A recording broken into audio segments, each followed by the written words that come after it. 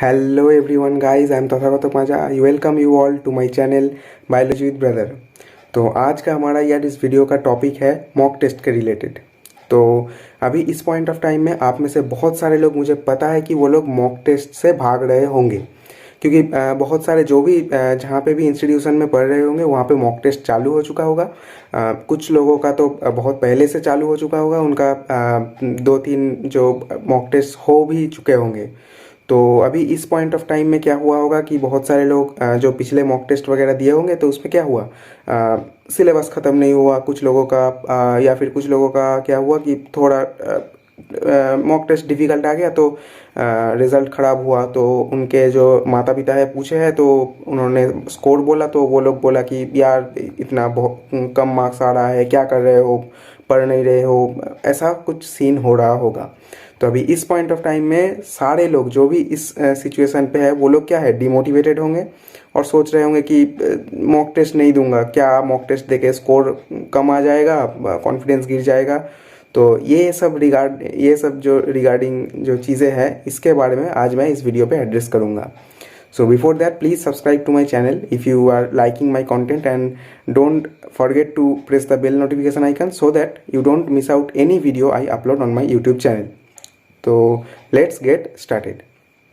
तो पहले ये चीज़ आपको ध्यान रखना है कि आप मॉक टेस्ट से भागो मत, क्योंकि ये तो अल्टीमेटली मॉक ही है। मेरे जब सिचुएशन था, प्रीवियस ईयर्स जो ड्रॉप था, ये जो मेरा सेकेंड ड्रॉप ईयर था, तो उस ड्रॉप ईयर में मेरा भी एकदम, मैं फ्रैंकली बता रहा हूँ, सिमिलर सिचुएशन था। मैं भी मतलब मॉक टेस्ट में पहला, मुझे भी याद है कि मैं पहला जो मॉक टेस्ट दिया था, तो उसमें मेरा 420 स्कोर आया था, यानी मेरा जो नीट का स्कोर है उससे भी कम आया था।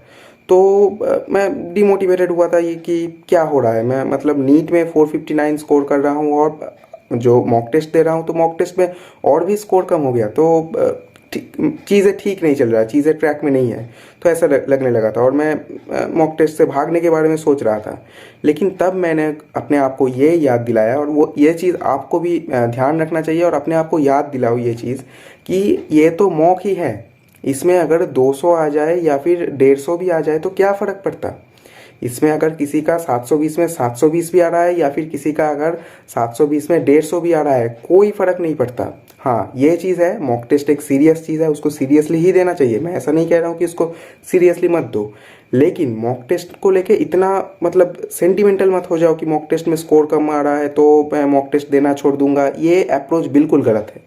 मॉक टेस्ट अल्टीमेटली तो ये घर का टेस्ट है, मतलब घर का टेस्ट के रूप में आप सोच सकते हो कि आप घर में टेस्ट दे रहे हो। इसमें अगर आपको 250 आ रहा है, इसका मतलब क्या है, ये तो अच्छा है कि आपको 250 आ रहा है। इसका मतलब जिस जिस पॉइंट में आपका वीकनेस है, जिस जिस पॉइंट में आपको अभी मतलब इम्प्रूव करना है, वो सारा चीज़ें आपको अभी पता चल रहा है। तो ये कितना अच्छा चीज़ है। मतलब मॉक टेस्ट एक काइंड ऑफ आपके पास एक साधन है, जिस साधन के थ्रू आप जान सकते हो कि किस किस जगह पे अभी भी आपका वीकनेस बचा हुआ है। तो इस चीज़ से डरो मत, इस चीज़ से भागो मत।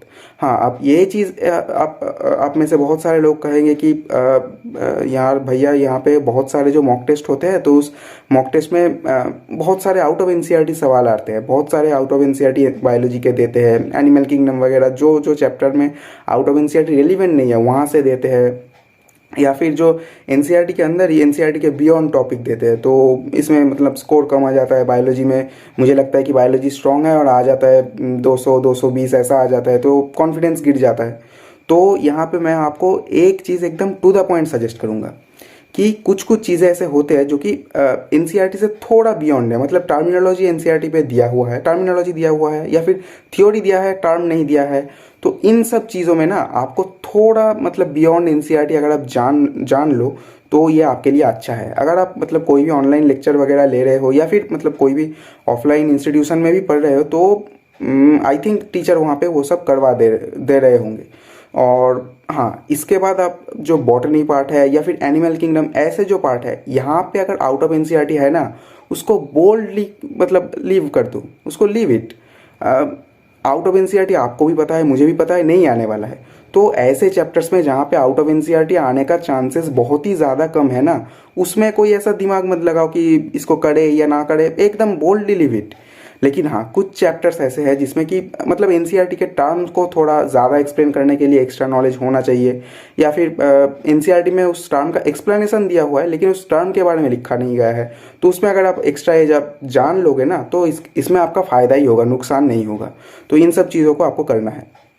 और इसके बाद आप अगर ढंग से, मेरा जो मॉक टेस्ट एनालिसिस वाला वीडियो है वो मैं यहाँ पे आई बटन में भी दे दूंगा, या फिर जो कमेंट सेक्शन में भी मैं डाल दूंगा।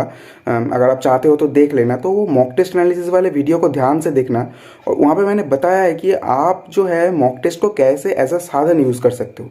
मॉक टेस्ट के थ्रू आपको पता लगाना होगा कि कौन कौन से चैप्टर अभी भी आपके वीक है, कौन कौन से मतलब अभी भी उतना ज़्यादा ढंग से तैयार नहीं हुआ है। तो इन सब चीज़ों को जानने के लिए आपको मॉक टेस्ट बहुत ही बढ़िया तरीके से एनालाइज करना है। और अगर आप इस चीज़ से भागोगे ना तो आपको कभी पता ही नहीं चलेगा कि कौन सा अभी तक आपका वीक रह गया है, कौन सा अभी तक आपका मतलब स्ट्रांग हो गया है, तो उसमें ज़्यादा टाइम अभी इन्वेस्ट करने का ज़रूरत नहीं है। आप एकदम मतलब अपने आप डिफाइन कर पाओगे कि हाँ, मुझे ये जो चैप्टर्स है इसमें मेरा वीकनेस है तो इसमें ज़्यादा टाइम इन्वेस्ट करना होगा। यहाँ पे मेरा बहुत अच्छे से ये बिल्डअप हो चुका है तो उसमें अगर मैं थोड़ा कम भी टाइम इन्वेस्ट करूँ तो कोई प्रॉब्लम नहीं आएगा।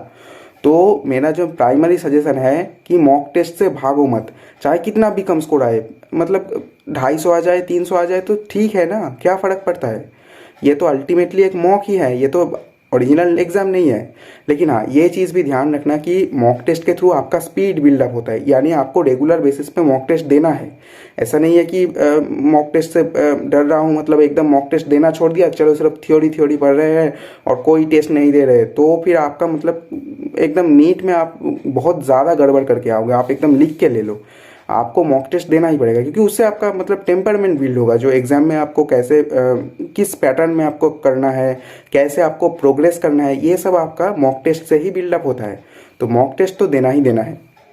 और ये चीज़ आप कर सकते हो कि अभी तो काफ़ी देर है आई थिंक एग्ज़ाम में आप लोगों का, तो अभी क्या कर सकते हो कि 2 हफ्ते या फिर 3 हफ्ते के बीच में एक एग्ज़ाम दो, ऐसा कर सकते हो। क्योंकि अगर बहुत ज़्यादा अगर एग्ज़ाम अभी देने लगोगे तो क्या होगा, सिलेबस ख़त्म नहीं होगा, उसका एनालिसिस ढंग से नहीं कर पाओगे। तो अभी 2 हफ्ते में एक आई थिंक बहुत अच्छा होगा।